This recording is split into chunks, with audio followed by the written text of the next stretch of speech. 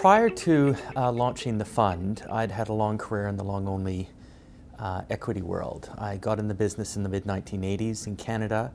I worked as a portfolio manager in Asia, in Taiwan and Hong Kong for 5 years, where I joined a firm called Schroders. And Schroders moved me to London for 8 years, where I managed a mix of US equity and global equity long-only accounts. So I grew up in a fundamental long-term equity house, and of course I believe in equities as a superior return vehicle. But I was struck through that experience by how little clients actually achieved that superior return, even if they also understood the rationale for it. And much of the problem in the long-only world, of course, is that the clients inevitably buy up here, and I could rarely get them to buy down here. And one of the real attractions to Longshort was taking that risk-on, risk-off decision to my side of the table.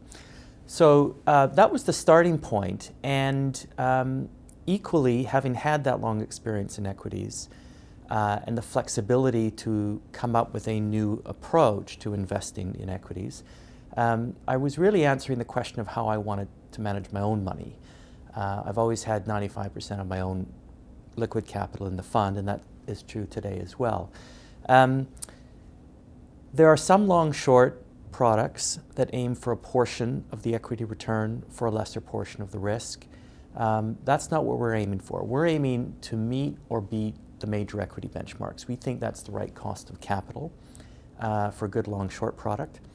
And much of the value of being long-short is the flexibility to cut off the volatility tails that inevitably emerge in the equity cycle.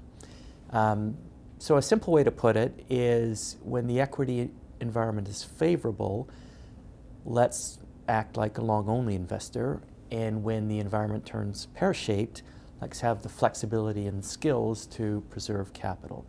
I think if we can deliver that over time, equity-like returns through the course of the cycle, but with much less volatility, we've delivered something of real value to clients.